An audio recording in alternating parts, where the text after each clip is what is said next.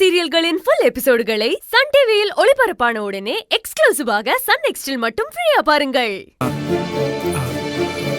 என்னன்னு தெரியலப்பா. நல்லா யோசி. போதையில இருக்கும்போது ஒரு விஷயத்த சொன்னேன். இப்போ அந்த விஷயத்த சொன்னா நம்மளுக்கு நல்ல பேர் கிடைக்கும். நம்மளுக்கு ஞாபகம் வர மாட்டேங்குதே. ஏங்க அவன் ஏதோ குடிபோதையில உளறி இருப்பாங்க. நீ பேசாம இருக்க கஸ்தூரி. ஞாபகம் இல்லையா? சரி, நானே சொல்றேன். உனக்கும் தேவிக்கும் கல்யாணம் பண்ணி வச்சது மீனா டீச்சரா?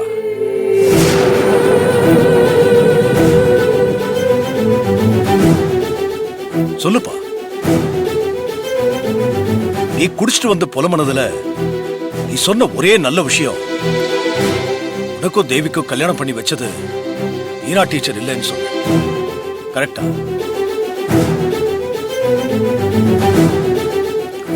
உண்மை சொல்லிட்டா? அதுவா?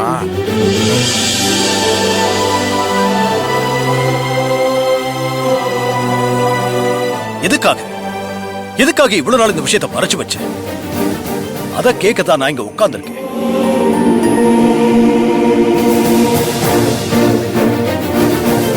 சொல்லு, ஏண்டா இவ்வளவு நாள் இந்த விஷயத்தை மறைச்சு? அன்னைக்கு நீ தேவியை கல்யாணம் பண்ணிக்கிட்ட. அப்ப நாங்க எல்லாரும் டீச்சரை வாய்க்கு வந்தபடி பேசணும். அப்ப கூட நீ உன் கல்யாணத்துக்கு இவங்க காரணம் இல்லைன்னு சொல்லவே இல்லை. ஏன்? நீ சொல்லாம இருந்ததுக்கு என்ன காரணம் வேணாலும் இருக்கட்டும்.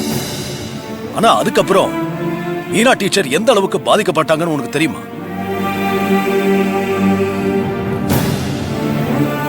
உன் கல்யாணத்துக்கு இவங்க தான் காரணம்னு நினைச்சு நான் கூட டீச்சர் கிட்ட பேசாம இருந்தேன். நீ பண்ண தப்புக்கு இவங்க காரணம்னு காட்டி விட்டு போயிட்டேடா. ஆனா பாரு, நீ இவ்வளவு பண்ணியும் டீச்சர் உன் கூட தான் நின்னாங்க.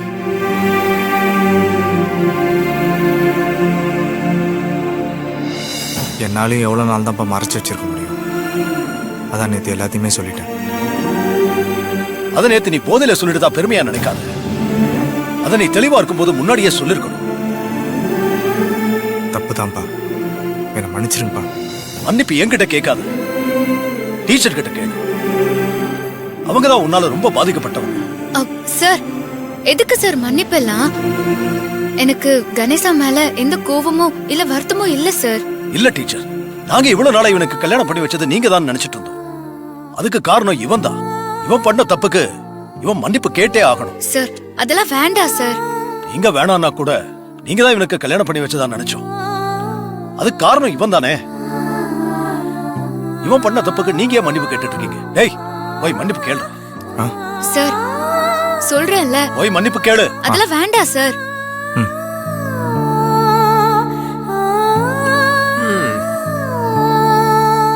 என்ன மன்னிச்சிருங்க சகோதரி. கணேசா, நான் அப்பவே இவங்கிட்ட உண்மை என்னன்னு சொல்லி இருந்திருக்கணும். நான் சொல்லாம விட்டேன். அது ஏன் தப்பு தான்.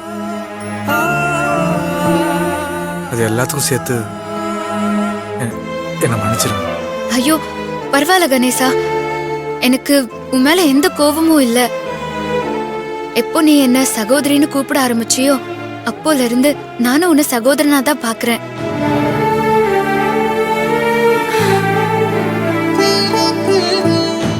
அப்பா, நீங்களும் என்ன மன்னிச்சிருங்கப்பா. கணேஷ், எனக்கு உண்மையில இருந்த கோவலா நேத்தே போயிருச்சுடா.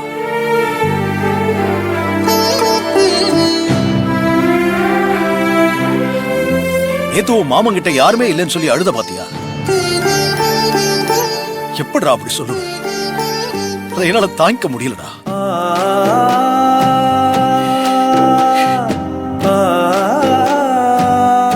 அப்பா, அப்பா, என்னங்க நீங்க?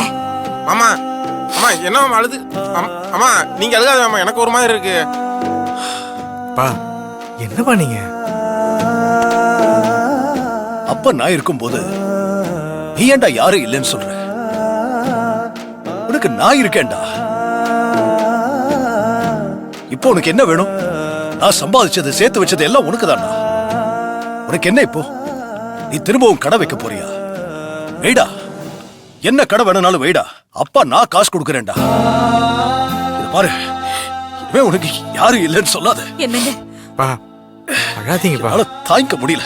சார், நீங்க இப்படி பேசுவீங்கன்னு நான் கொஞ்சம் கூட எதிர்பார்க்கல சார். எனக்கு ரொம்ப சந்தோஷமா இருக்கு சார்.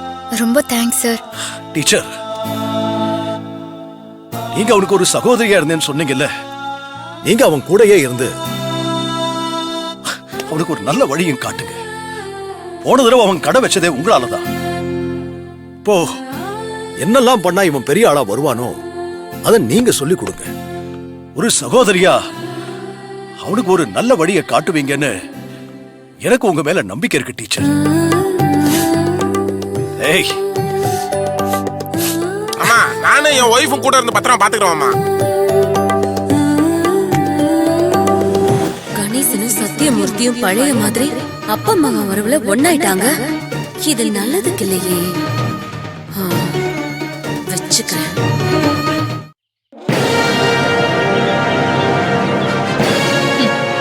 நடந்ததெல்லாம் கேள்விப்பட்டேன். நேத்து உன் வீட்ல ஒரே ரகளையாமே.